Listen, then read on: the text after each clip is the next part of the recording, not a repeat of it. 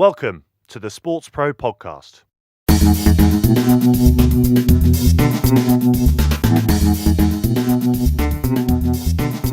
Hi everyone, and welcome once again to the SportsPro Podcast. My name is Eoin Connolly.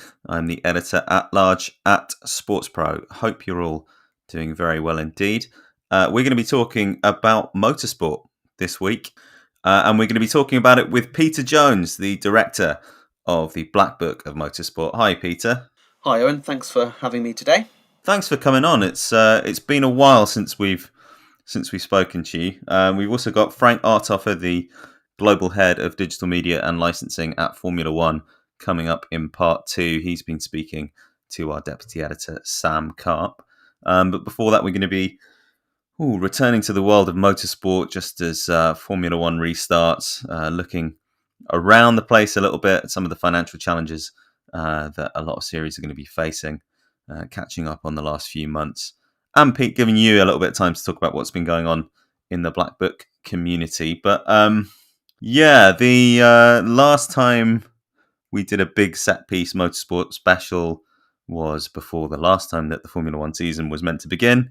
Very different world, one in which we expected the Australian Grand Prix to be at the start line. That didn't happen. And also the rest of sport stopped for a couple of months. So hopefully that wasn't the trigger. But anyway, here we are back again, ready to talk about a very different kind of Formula One season that will be starting this weekend. What are the big issues facing Formula One as they head to the start line on Sunday? Yeah, well, obviously we're coming up to. It's quite strange to think that the start of the season is going to be in July rather than in March, when we should be pretty much halfway through the season now, I guess. But these are strange times. These are unprecedented times for everyone, not just in motorsport. So, yeah, Formula One's obviously had to react as best it can, given the crazy and difficult circumstances that have been placed upon it. The commitments that Formula One have, with the international promoters, with their sponsors, with the broadcasters, is hugely significant. And they've had 2 new events that were meant to be coming online this year in Vietnam and the Dutch Grand Prix over in the Netherlands. Both hugely anticipated events. Obviously the money involved in that as well, and I guess the Verstappen effect and all of that in the Netherlands too. That seemingly won't be taking place this year. Certainly not the Dutch Grand Prix, which has cancelled.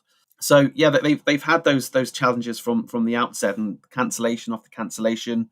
Such a fluid situation where week by week they've obviously had to change their plans, and clearly they've been trying to get calendars up and running at multiple points up until now, and different recommendations from different governments as to whether you can race or can't race, or what you need to do to be able to actually physically compete in that market. And Austria, of course, coming up hasn't been anywhere near as affected as us here, although of course they are attached to northern Italy, which was heavily affected. But lots of things have been put in place to help them kickstart the season, I guess, for that double header. There are strict parameters they've laid out with skeleton crews, enough to compete, and that's it. Regular COVID-19 tests, very controlled logistics, staying in the same hotels, no fans, all these things they've had to consider and get right. And eventually they've now launched their calendar, or recently launched their calendar of 8 races in the European season, where logistics aren't so challenging. The costs are down compared with the rest of the world. Probably understand a bit more about those markets and the situations they're in with COVID at the moment. And they've got obligations to fill. So I think they've done as well as they can, in my opinion. And I'm really looking forward to it, to be honest. One of the things that I think we'll get onto with Frank Arthofer is how many people are actually travelling to these races, as you alluded to there. Skeleton crews, I think also a relatively skeleton team for Formula One, and the kind of the travelling circus with all the attendant stuff that happens at Grand Prix, with partners and spectators, obviously enormous crowds that are not going to be there, hangers on, and the kind of media rigmarole that goes with it is going to be absent. I mean, what can we expect from it commercially? Is it you talked a lot about the obligations that the series has to its partners. Are we going to see something radically different? What's the vibe that you have been picking up? It's difficult to say. Obviously, I we'll have to wait and see. But I don't think things will be too radically different. Obviously, there'll clearly be no fans. I mean, everything's been stripped out, so there'll be limited marketing, limited PR. Hospitality won't exist. All those things that weren't really there. There will still be components of the media that will be involved to report on it, and I think that will be stripped back. But I don't think it will be too radically different, because when you're the broadcasting over here, let's say Sky TV, when you're watching it, it's not like a football game where you notice the crowd quite as much. I mean, it does have an effect, certainly at places like Silverstone and Monza. I get that, but I think that with racing, you can focus more on track activity. So I don't think the viewing public are going to notice a drastic difference. I mean, I could be wrong. Commercially, obviously, all their sponsors there. I don't know what they're doing directly with their partners, and how because part of that deal is the hospitality and the activation they get with the fans and in, I guess, sort of the B2B environments in the paddock and otherwise, which is going to be limited or non-existent. So what have you got left? I mean, you've got brand exposure. I can't really see that there's a huge amount more on site. I don't really think there is. So, yeah, I think Formula One have just got to. They just need to start somewhere, and this is what that is. This is that restart to the season. In Austria and Red Bull, obviously, that is a key market for them because of that connection. And I think it's just getting people re-engaged with it, and maybe it's a positive for Formula One in the sense there's barely any sport at the moment at all. Of course, I know Premier League has kicked on and things are starting to restart, but you're not flooded with sport again at this stage in time, and major events have been cancelled. I.e. Wimbledon as an example, usually around the same time as the British Grand Prix. So I think that should play into Formula One's hand to some degree. That maybe this is going to be a catalyst to bring more fans in from a viewing audience perspective. Who knows? Yeah, well, if you think of last summer, the British Grand Prix, very much the junior event on a day when you had a Wimbledon final and a Cricket World Cup final, and there's not as many events of that kind of stature as you would expect in a sporting summer, even though the calendar is kind of whirring back into life a little bit. Obviously, and we're going to get onto the financial challenges for motorsport a little bit more generally, but staying in Formula One, for a lot of teams, you have seen a complete cut to cash flow over the last few months. You've seen a lot of uncertainty of when we're going to start again.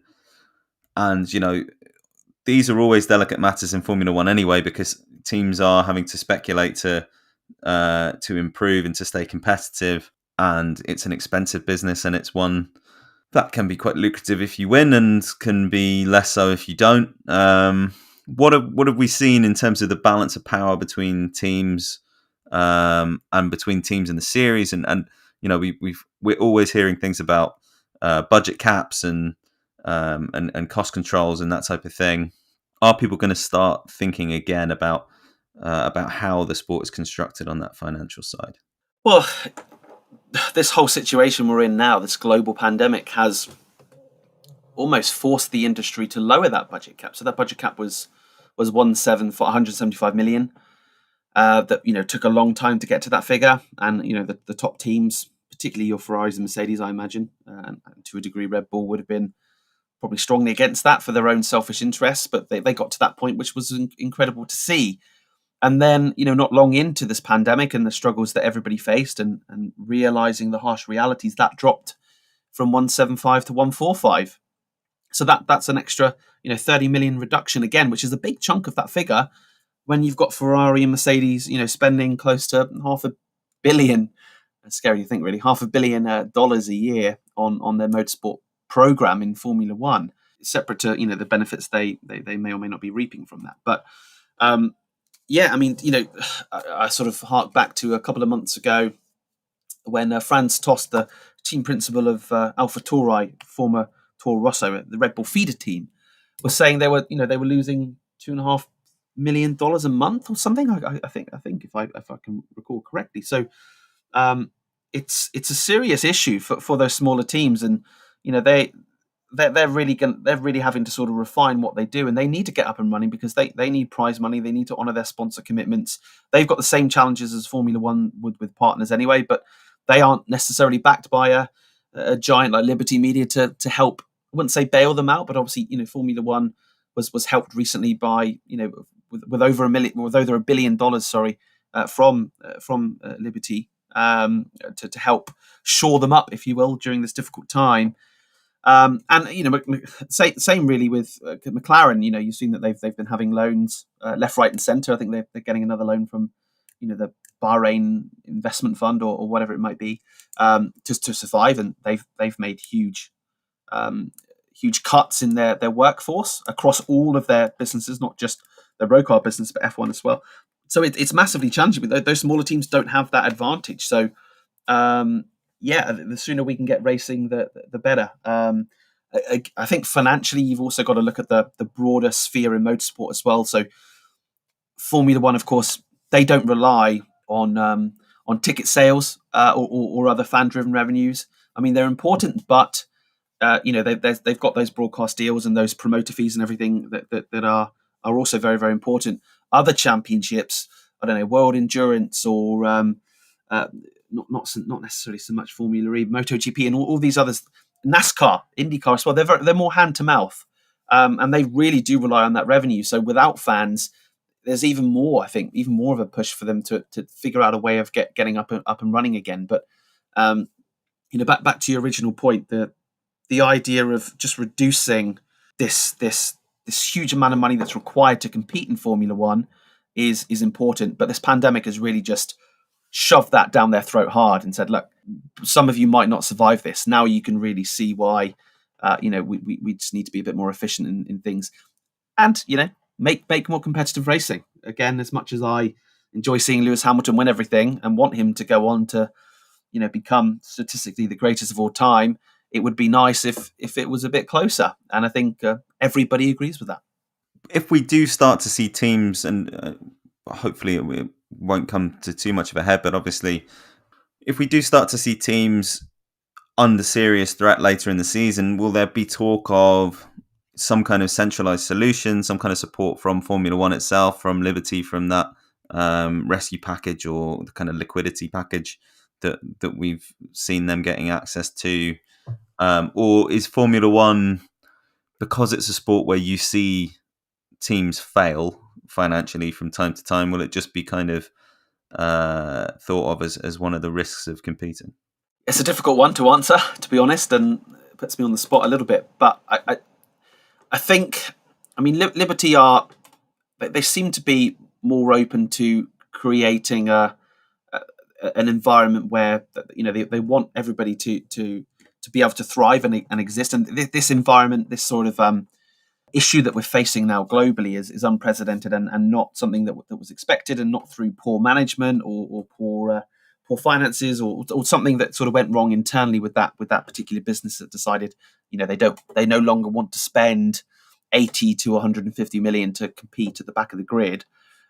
If they want to be there, but something is forcing, the circumstances are forcing that, it could well be in Formula One and Liberty's interest to create that fund, if you will, even if it is something that is has stipulations put on it, Owen. There could well be, look, we will try and provide some form of, bailout fund for some of the smaller teams that will struggle.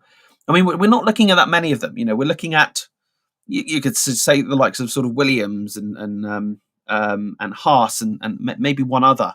AlphaTauri is backed by Red Bull. You've now got Aston Martin Racing Point, or soon to be Aston Martin. They're backed by a billionaire. There's all these, obviously the top teams, and even McLaren, who does struggle, still has that support. So it's certainly not a majority. And Renault backed by a giant OEM. So I don't think maybe two of them probably need that support if it comes to that, and that could possibly be found, and I imagine there would be support from the grid to keep them afloat under stipulation. Maybe they pay that back in the next 2 or 3 years when things start straightening out. But who knows? Again, it's a difficult question, but I don't think anybody will be dropping out of Formula One as a result of this pandemic. Okay, well, let's look at some more permanent changes that we might see as a result of the disruption this season. I mean, we've had this compact European swing of the calendar that's been released. It doesn't represent the whole season as yet, but it's as much racing as we know we're going to see. Formula One has made a commitment to eliminate carbon emissions in the series, or get to net zero, by the end of this decade, which is a pretty big challenge for any organisation, but for one that has as much travel involved, and it is generally the travel rather than the racing that is the cause of carbon emissions for Formula One. There are obviously going to be financial effects, as we've discussed, from the hiatus this year. When they sit down to write calendars for 21, 22, 23, are we going to start to see a little bit more coherence? Maybe we'll start to see more geographic blocking. I know that it happens to an extent, but there is a bit of back and forth, particularly as the season wears on. What do we think? Again, I think they do a fantastic job with trying to limit costs and challenges geographically. Anyway, as you say, the blocking is very much there. There are elements of disconnect. They might go from sort of Canada to somewhere else around the world at a different time, and it depends on the deals that are in place. So obviously, if Brazil is sort of locked in that period of time, obviously Brazil and Abu Dhabi aren't exactly close. So there's and Bahrain and Abu Dhabi aren't back to back traditionally as well, but geographically they're extremely close. So there probably are ways that they could refine it, but I think they do a great job already in attempting to do that. I mean, in terms of the calendar, obviously there's 8 races at the moment in Europe, which is they're all, in terms of the size of the world, pretty close to each other. But I think they've got to honour 15 races to sort of to attaching to the broadcast deal with Sky. I think I read that somewhere that's what they have to fulfil. So I think that's what they're attempting to do, is have a 15 race calendar this year, obviously including double headers, Austria and Silverstone, maybe Bahrain, maybe Abu Dhabi. I don't know.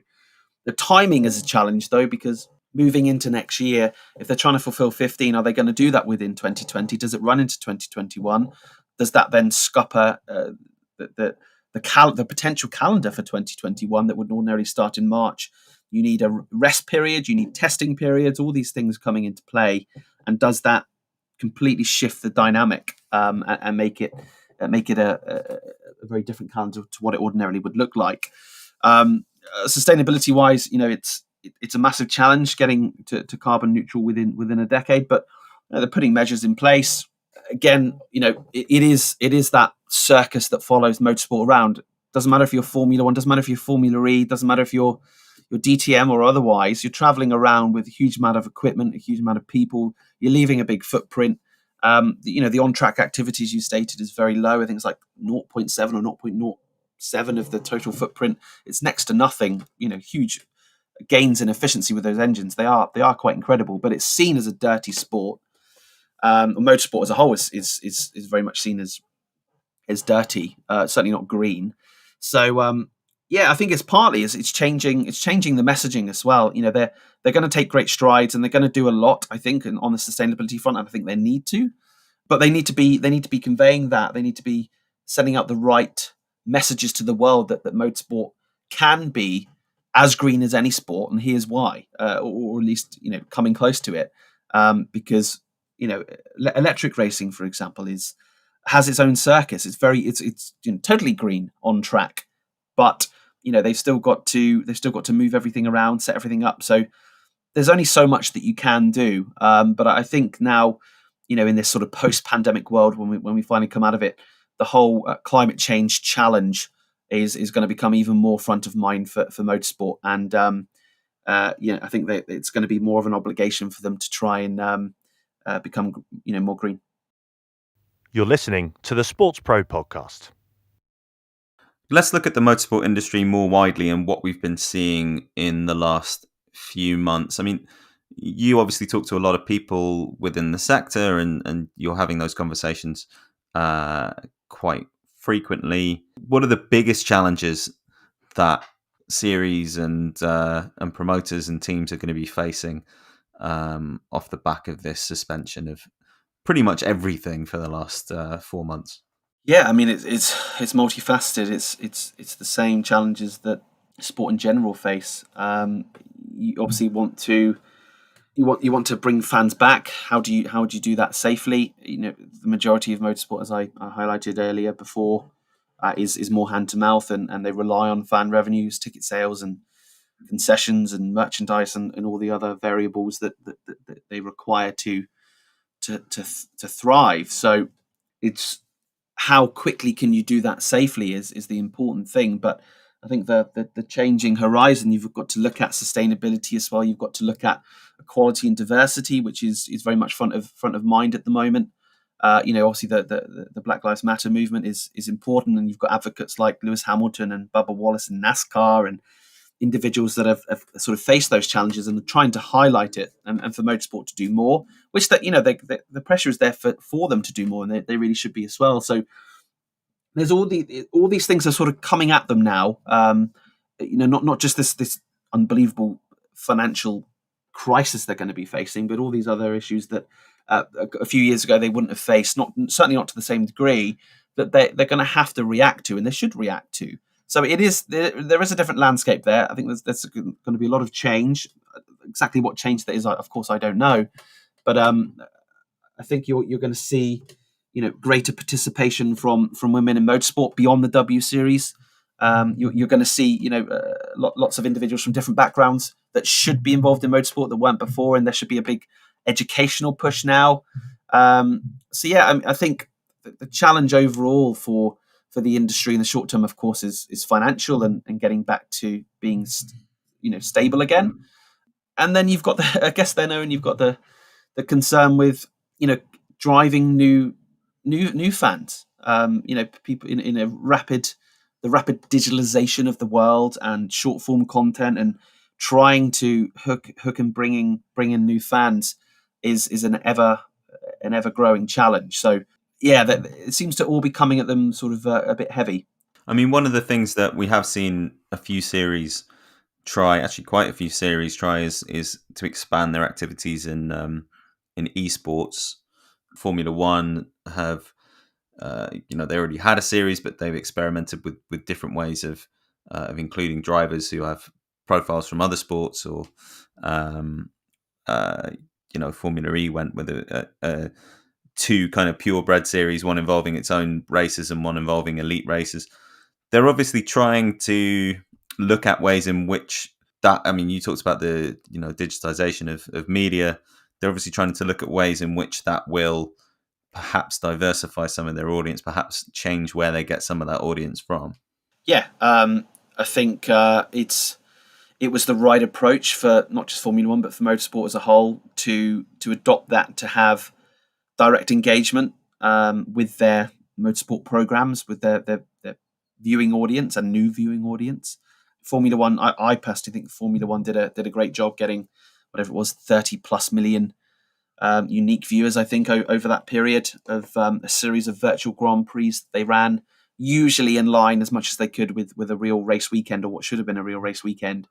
Getting, not only getting those sort of sports stars and celebs, I guess, from other areas to come in and participate, which is great, but getting actual Formula One drivers to compete in that. So getting your new crowd of hotshots in Leclerc and Lando Norris and Alex Albon and George Russell and others, Latifi and others that came in, that I think has a draw, because you're seeing the guys that you may follow on the track or know well that are competing, albeit virtually, in a Grand Prix weekend. So looking to other series, Le Mans did a fantastic job. The ACO and the WEC with their virtual 24 hours was a huge hit. Loads of participants. They had their partners on board, and I think that was massively successful. Again, big names attaching themselves to that event as well.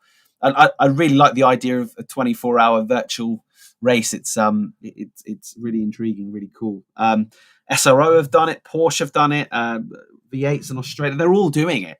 And esports was very much on a particular plateau before this happened. With I think all of them were dabbling in it, some more than others, like Formula One. But this has raised that plateau quite a lot higher now, and I imagine, at least for some, it will become a definitive offering that will run in line with, in some way, their traditional motorsport operations, and provide another tangible asset for them to sell as well, I suppose. Obviously, we've seen NASCAR come back in what is in picking up to not quite a full schedule, but somewhere close. But we're having to see, but we're seeing other series having to be a lot more creative. I mean, we've seen Formula E run through the remainder of its 1920 championship basically entirely in Berlin, which is one of the more creative solutions, so as they can get perhaps back to a more regular season for 2021. That difference in what championships are able to do in terms of getting back on the track for a meaningful period of time, how significant is that going to be in the longer term to their prospects? Yeah, again, it's important to get up and running again rather than to leave 2020 vacant. Some series have had to do that. W Series, unfortunately, have sort of had to cancel their season. Predominantly, their season's very short, and I think finishes in October anyway. So they may have only been able to run 2 races, and you can't really run a championship. But your NASCARs, for example, they have a huge amount of events throughout the year. An unbelievably giant calendar racing across the US, and without getting into too much detail on it, the US, it's a big unwieldy beast, isn't it? It's governed at state level. 50 countries in one, if you want to look at it that way, and they all have kind of different responses to this pandemic, this COVID crisis we have. I remember speaking to some of the guys at NASCAR back in April, and they were ready to go, which a lot of us were quite surprised by, because no one else really was. But again, it's a difficult thing to talk about, because I don't know the intricacies of the planning they put in place to do that. I know that NASCAR initially ran without fans, I think, and then one of the races in Miami fairly recently at Homestead had only 1,000 people, and we're talking giant venues that 1,000 people would be absolutely lost in, and that was for servicemen and women and frontline medical staff and individuals, key workers, if you want to call them that were invited to do that. And I think that was a test bed, so they're sort of moving. I think they're slowly building that up. It could end up being hugely successful, but who knows how safe that is? I mean, I'm sure they've done their due diligence to make that happen. Formula E were I guess sort of partway through their season. I think they weren't able to finish their season, so they want to wind that up. They've got lots of unfinished business, and if they can run 6 races in 9 days, whatever it is, at one venue, so be it. That's what they need to do, and they can finish this year off, albeit not with a bang, but they can finish it off in a successful manner. So everyone's doing what they can do. I think no one is. I don't believe anybody's necessarily taking a leap, and I think people on the whole are being very, very sensible about it. But the longer it goes on, the bigger the challenge will be. And something else that you alluded to a little earlier that has dominated the conversation, certainly in Formula One, where Lewis Hamilton has been very articulate in the way that he's addressed it, and also in NASCAR, where not only has Bubba Wallace taken a stand, and some of his colleagues have as well, but we had the incident at the race there the other week, which is just pointing to the lack of diversity, which I think extends in all kinds of different directions, but is particularly visible in terms of racial diversity in motorsport. What's your reaction been to how different championships have managed this conversation, and how ready is motorsport to address this particular challenge? Yeah, I mean, looking at all areas of international motorsport, international and domestic motorsport, it's very much a white man's game. It has been historically, and it's very much a sort of white middle-aged demographic is really what you sort of term it as. And and very male orientated, dominated environment as well. And there's, I think part of it's sort of education and going back to try and get more individuals involved from all backgrounds. That needs to be pushed much harder now, I think. But motorsport on the whole can always be doing more. Obviously, the arguably the greatest Formula One driver of all time, Lewis Hamilton, is not a white guy. That should be aspirational. And Bubba Wallace is also a superstar in NASCAR. But there's a huge lack of diversity across motorsport, not just in the cars, but in the garages, in all areas of operation within it. And I don't know the reasons why. Partly due to a societal thing, but it is very, very obvious in motorsport, and that does need to change. And it's good that it's being highlighted and needs to be highlighted by your Lewis Hamiltons and your Bubba Wallaces, but also individuals that have that platform, including the likes of Mercedes, are not an individual but a giant global brand, supporting the cause, changing the color of their car, putting out the right kind of messages of support. More needs to be done throughout the industry to be more inclusive. And Formula One have come out and have laid out new policies, and others have. We've actually should check out the BlackBook Motorsport website. There was an article we released today and sent out to our members on discussing diversity and equality in motorsport, and we got some takes from MotoGP and Silverstone and W Series and other areas, IndyCar. And it's just good to get those voices heard, because you'd be surprised how much support it has, like proper real support. But I think people need to really start pushing and communicating, because it's unfortunately glaringly obvious. Okay, well, we're going to leave it at that for this part of the SportsPro podcast. We'll be hearing from Formula One's Frank Arthofer, who has been talking to Sam Carp about adapting to the postponement of the Formula One season, transitioning back to live races, remote coverage, and also just a general discussion of Formula One's digital evolution over the past few years and over the next few seasons to come. So Frank will be talking to Sam Carp just after this. Help us spread the word about the SportsPro Podcast. Subscribe, like and share our content on social. Join the conversation on Twitter with the hashtag SportsProPod. And if you're enjoying our work, why not leave us a rating and a nice review on your podcast platform of choice. And if you want to get in touch, you can send us an email, podcast@sportspromedia.com. The SportsPro Podcast. We're listening too. Frank, welcome to the SportsPro Podcast. Thanks, first of all, for taking the time to join us. How have you been keeping? Very well, aside from the background noise here, as a little bit of construction is being done in my home during quarantine, or the last days of quarantine, but otherwise very well. Great, good stuff. Obviously a busy time for F1 at the moment, and this week with the 2020 season belatedly getting underway in Austria. But first of all, I was just kind of keen to hear a little bit about, how have the past few months been for you at Formula One, an organisation, so used to constantly being on the move. What's it sort of been like being brought to a standstill?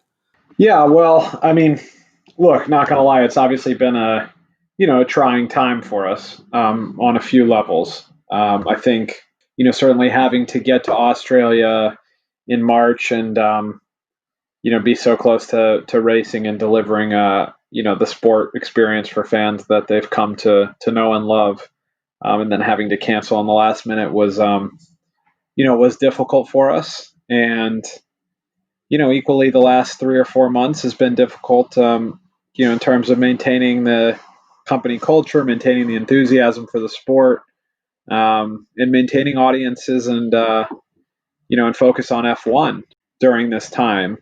Equally, I'm an optimist, and I think we've learned about ourselves some important lessons during this time. I think, first we've learned that the sport really, ultimately does have a great platform to make a difference. From Project Pit Lane, where the teams in F1 have gotten together to build ventilators and support in the battle against COVID. And second, I think, we've leaned on some opportunities to innovate during this time as well. I think the virtual Grand Prix series, where we've had the drivers and teams racing against one another in simulators on the Formula One game, is a great example of that. And it's It's done a whole lot of good for us with fans and a whole lot of good for us with commercial partners. So, from difficult circumstances come opportunity. And I think and hope that, while we haven't been perfect, we've navigated the circumstance well and take some really positive learnings forward as we start the season here coming up in Austria this week.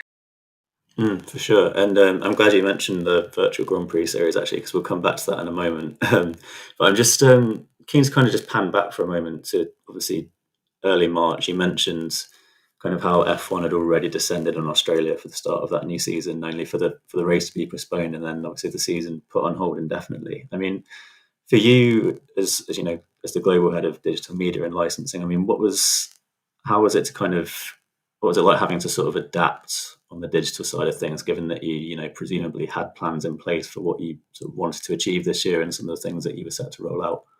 Look, I think, let me just give you a little bit of context. The way we think about our digital channels at F1 is largely that they're editorially driven, that we have an opportunity to, to tell stories about the sport to fans and cover the sport in a way that is unique to what our broadcasters and other third-party publishers can do in the marketplace. So, we're not sort of a comms channel, marketing channel, so to speak.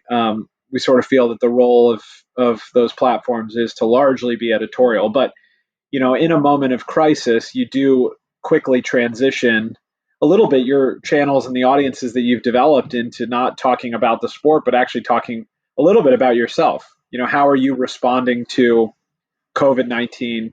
How are you responding to, as a sport, the Black Lives Matter movement, and frankly, the reality that F1 is not at present time, or historically at least, a particularly inclusive sport. And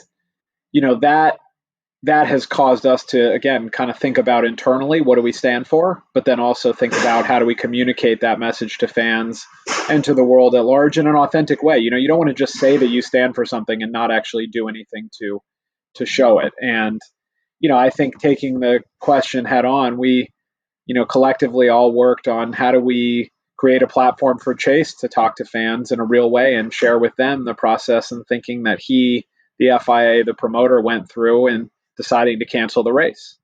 Equally, how do we, share insight and real, look behind the curtain on why we went to Australia in the first place and what, the hope and aspiration was in order to deliver a safe race. So, that week post-COVID, I will always remember for some of those conversations that we had around, how do we really provide an honest assessment to fans in the public domain of how we handled the situation so that, we really give them, a real feel for the way we came to the decisions that we came to. And, from there, the chips fall where they may. But I think if you do that and if you're truthful, you're ultimately earn yourself credibility, and it's easier to remember the truth, right? So it's better to handle it that way, I think.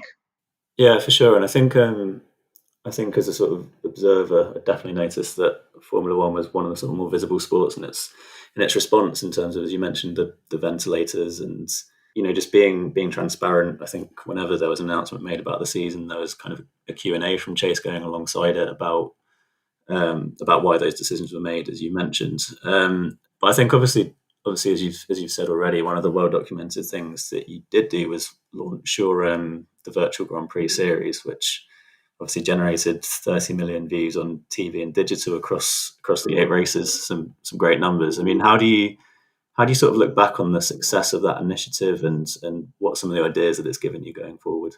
Yeah, I guess there's a couple things. I mean, I think first, in terms of the audience that is developed, I think clearly it's engaged audiences across core fans and our core broadcast partners in large part. ESPN, Sky Sports, Fox Sports have all taken it across the world and made it available in their markets where they're partners of ours. And so that's been good commercially, but it's been good from a core fan opportunity point of view. And then the crossover potential there with the kind of gamer fan and the younger fan and perhaps more endemic gaming audiences, but not so much F1 audiences. So I think that's the first takeaway.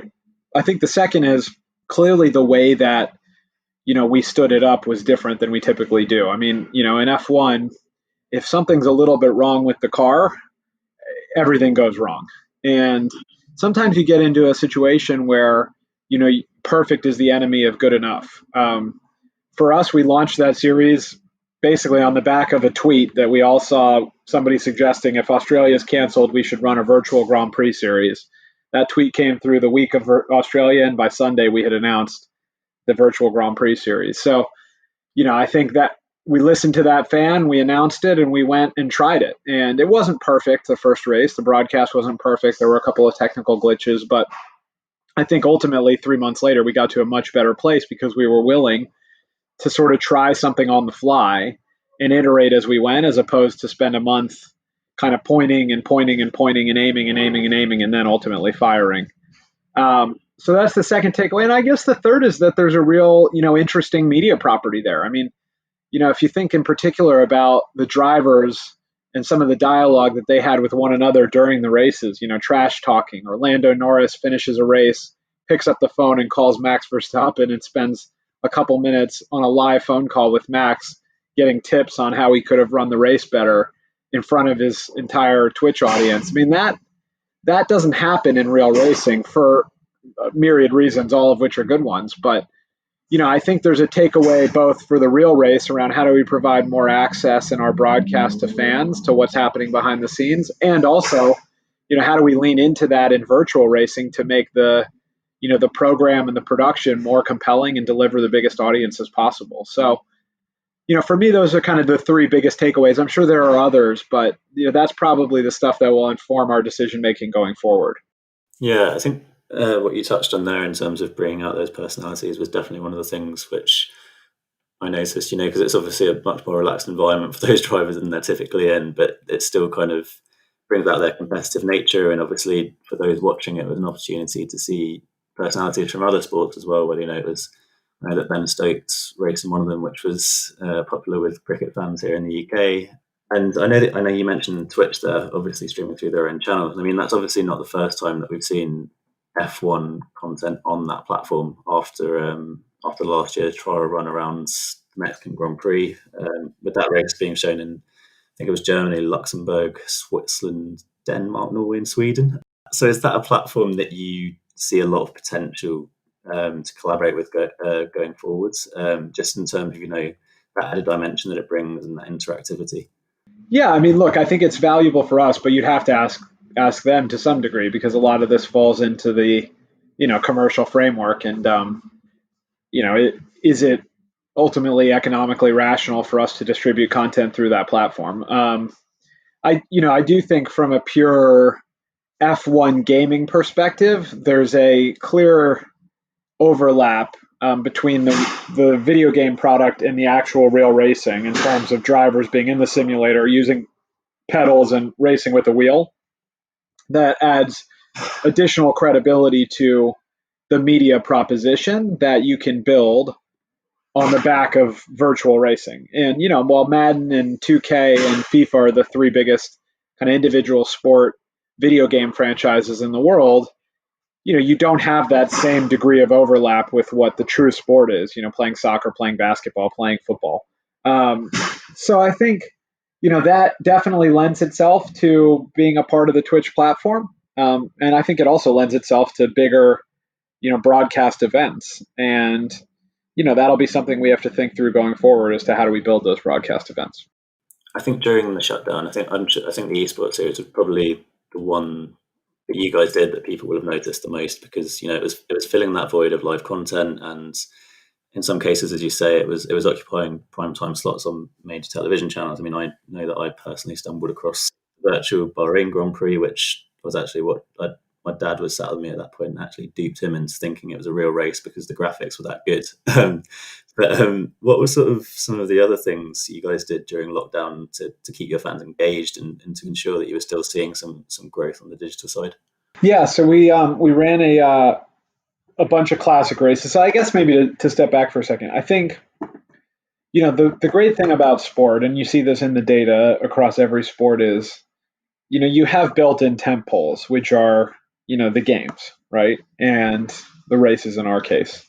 And I think that advantage is actually more profound in sports where there's a level of scarcity.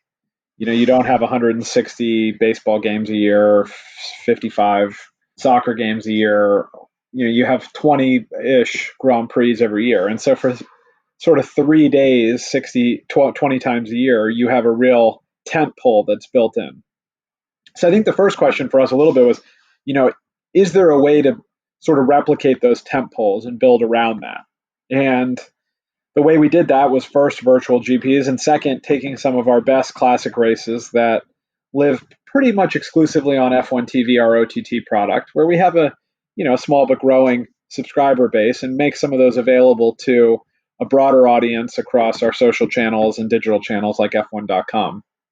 And on the back of that, we were able to make real meaningful programming. Can you sit down with some of the key actors from the race and have a watch along? Can you build a program not based on the race itself, but based on all the onboards and unheard team radio from a marquee race like Germany last year, where you give fans a 15-minute review of the race through never before seen footage and never before heard team radio? And what we saw is the ability to build those tent poles gave us an opportunity to sort of aggregate those spikes in audiences, not at the same degree as we would under a regular race, but to aggregate those spikes in audiences around those tent poles and build programming on the back of it.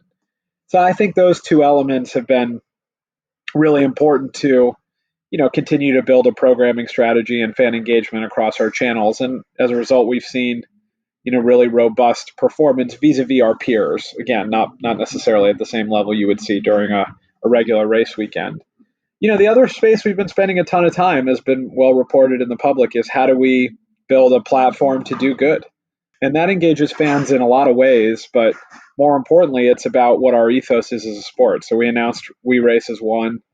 That's something that was being worked on, well before COVID, to be fair, and well before the Black Lives Matter movement, but has been accelerated, I think, as a result of, the public demand for businesses to take a view as to what they stand for in an environment that requires you to have a perspective. And I think it's interesting. You used to think of kind of publicly traded companies as you must serve shareholders sort of first, last, and in the middle. And I think that still obviously remains key. But right alongside that is serving employees, serving clients, and serving the public at large. And I think that's become a platform that all publicly traded businesses, I think, have started to think about and embrace more. And certainly it's something we think about and talk about internally here a lot. So, that'll be something that continues to develop, but has been a big part of the, quarantine period in terms of how we've, built up communications with fans and talked to our audience. This is the SportsPro Podcast. Obviously, now we're talking in the week where F1 will finally be able to kick off its 2020 season with the first of back-to-back races in Austria happening on Sunday. With real life races returning, has it started to feel a little bit like things are getting back to normal? What's sort of the transition back to that been like? I wouldn't say normal. I'm sure we're all on a virtual podcast here, so that's in and of itself is a bit different than it used to be. I don't know that it's even the right way to think about it. What I do think is exciting is, the suspense and excitement and hope that comes from the beginning of a season will be present for our fans, and that's going to be, really exciting for the business right now. And while I don't think things will, as I said, get back to quote unquote normal, I also hope that it will be a very competitive year on track. We've certainly taken a lot of steps to make the sport more competitive as we look forward into 2021. And so all the good we've done, from the beginning of quarantine with Drive to Survive and virtual GPs, and, hopefully the platform we've started to build with We Race as One will extend to some new fans who will try F1 for the first time this year. And, it's our sincere hope and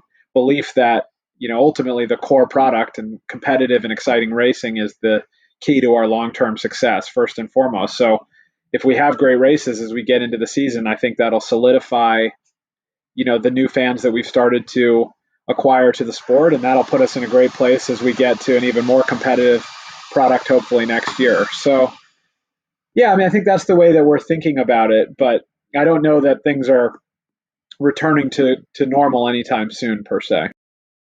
Yeah, of course. And obviously, part of that is the fact that the first few races will be without fans. And obviously there are restrictions around staffing as well. I mean, how are some of those restrictions going to affect you as kind of a digital team and sort of the content you're able to produce around the race? Has it affected the number of people that you're going to be able to have on site, the number that will be working remotely? Yeah. Yeah, it has. I mean, I think, health and safety is critical to the successful operation of these races. So observing social distancing and ensuring that, folks are co-locating and limiting exposure to external factors is key. And yeah, we've cut down the team. We'll be running a remote production for the first time in a real race in the history of the sport on the TV side. And, you won't see Will Buxton with his arm around drivers when he's doing interviews, as he's accustomed to doing. So, yeah, it will definitely change. And, it also gives us an opportunity. I mean, are there ways, as I said, to take what we've learned from the virtual GPs and provide more behind the scenes access to teams? Can we have an inside the garage camera view that we can make available on the TV? Can we mic up a team principal and, get an insight into the conversations he or she, in the case of Claire, is having during the race that we can make available either, after the race on digital or through TV production and through our broadcasters. And there's lots of innovation opportunities that come from the situation. So it's not all about limiting what we do. It's also about changing what we do. And, some of that we won't do in the first race because it's important to get it right. It's important to, evaluate risk and make sure that we, limit it where we can. But once we get more comfortable producing the races in this environment, we'll start to test and try new things.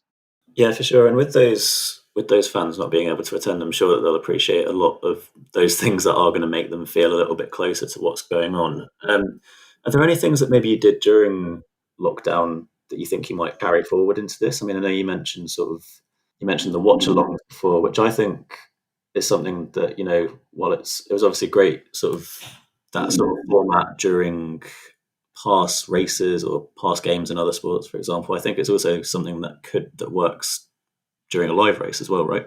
It definitely could. It definitely could. Yeah, I think there are elements like that, not necessarily of which are, on the immediate plan. I think a lot of what we're trying to do to start is, without fans there physically, how do we bring fans there virtually? Are there ways that we can build, say, fan messages for drivers into the grandstands?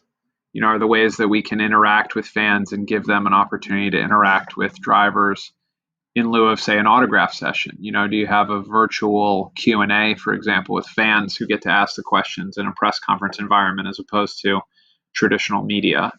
I think, those are the things that are probably at the forefront of our focus as we get started.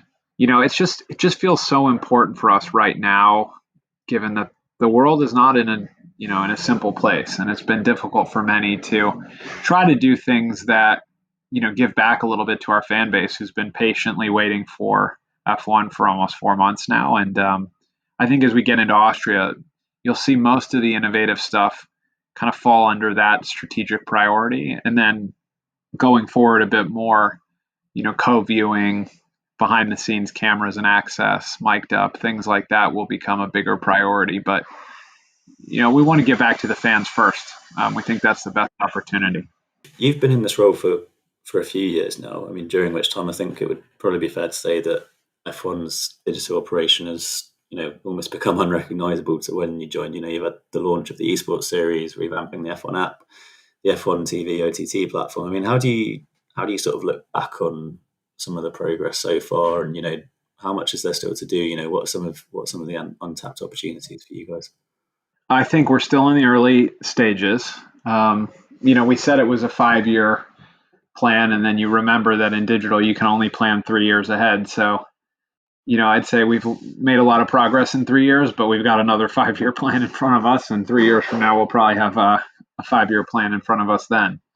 Look, we're very proud of the audience growth, and we're very proud of the commercial growth, whether that's direct revenues through our subscription or advertising business, or sort of indirect revenues through our branded content strategy with sponsors, through our ability to build licensing businesses in a material way.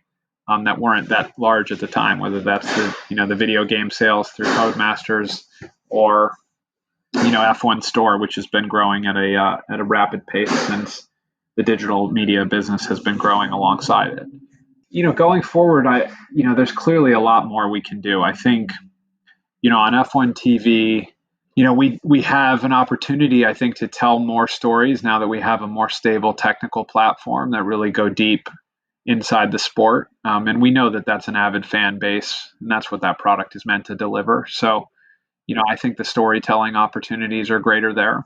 And equally, I think, as we think about distribution, there's probably more we can do with F1 TV alongside our core broadcasters. We announced that in the Sky Germany deal, we'll work together on F1 TV, and I think that may, serve as a template for additional markets going forward.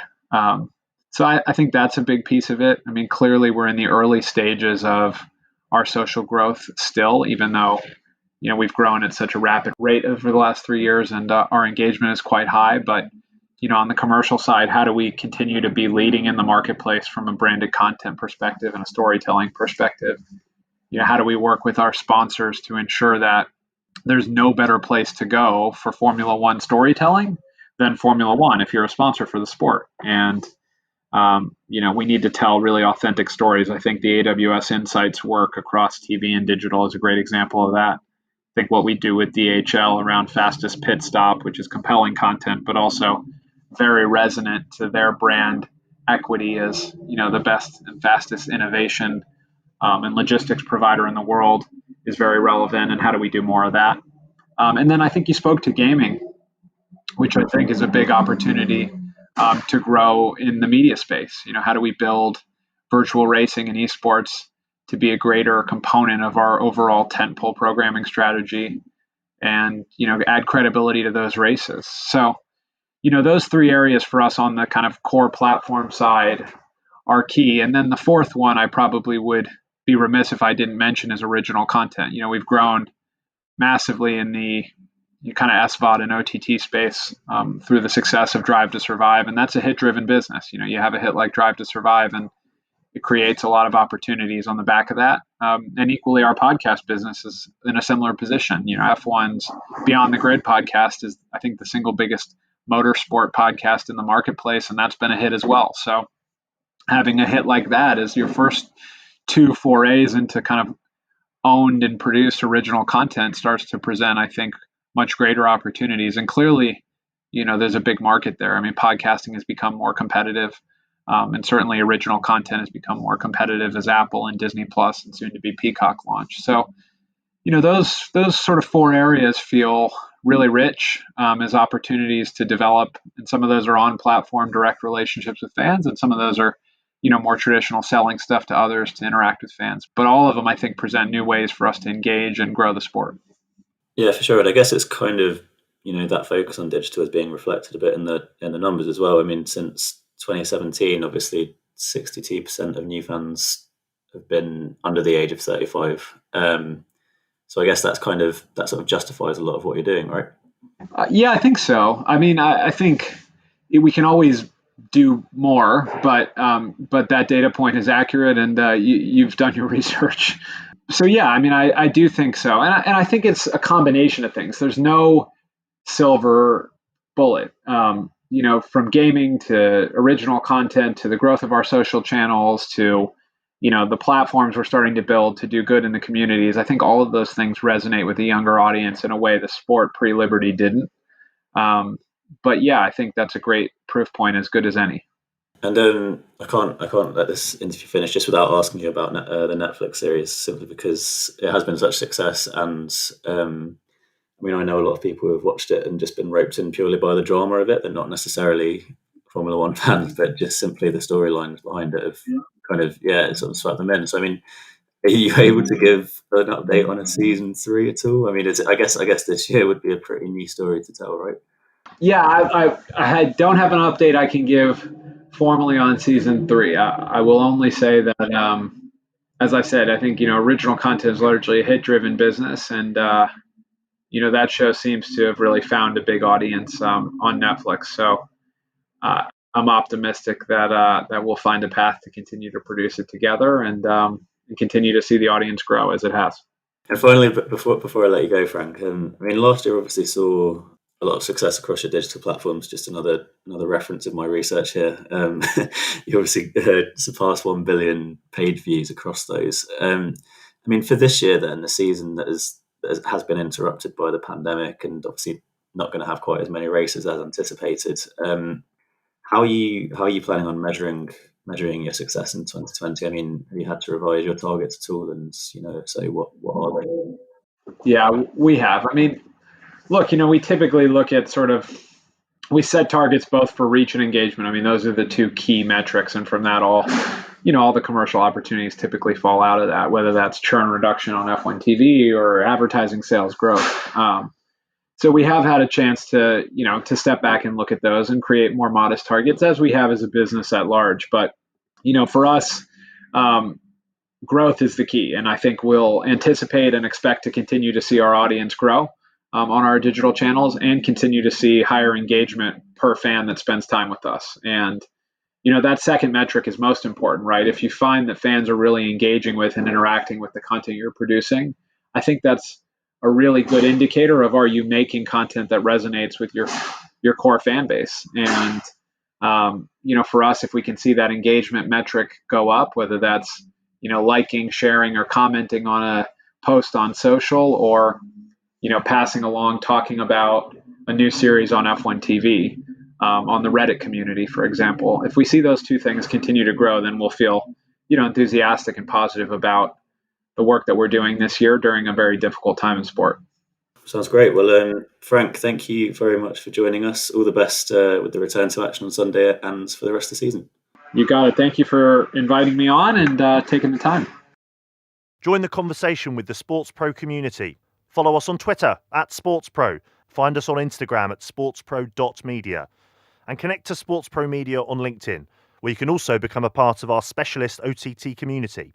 SportsPro, connecting and inspiring the business world of sport. Okay, thank you to Frank Arthofer and to Sam Carp.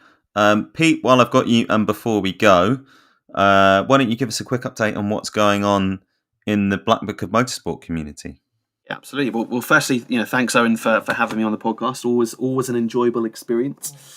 Yes, so we, like everybody, have had to very much adapt to the challenges of this pandemic as well. Usually hosting a series of live events throughout the year for our members and for the wider motorsport community to come together, but that's been impossible here in the UK. So we're running a series of virtual events and virtual engagement, really, with everybody we're involved with. We're doing a monthly webinar called BlackBook Motorsport Direct.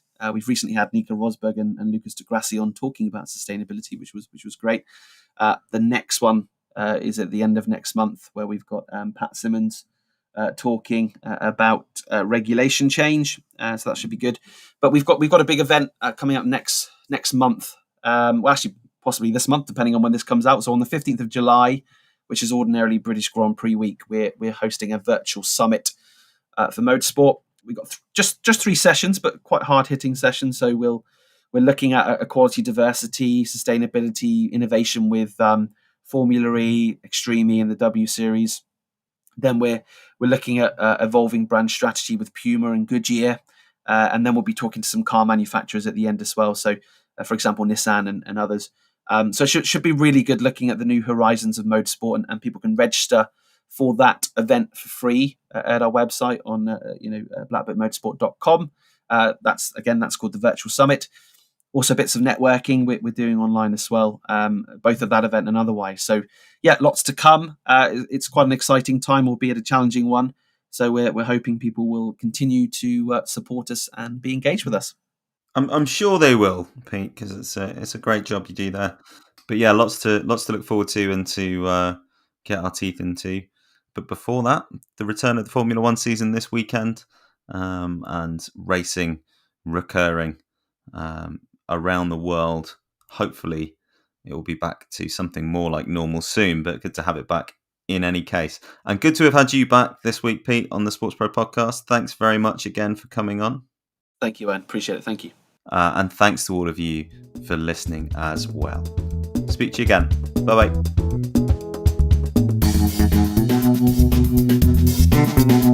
The SportsPro podcast is published by SportsPro Media. The producer is Ed Dixon.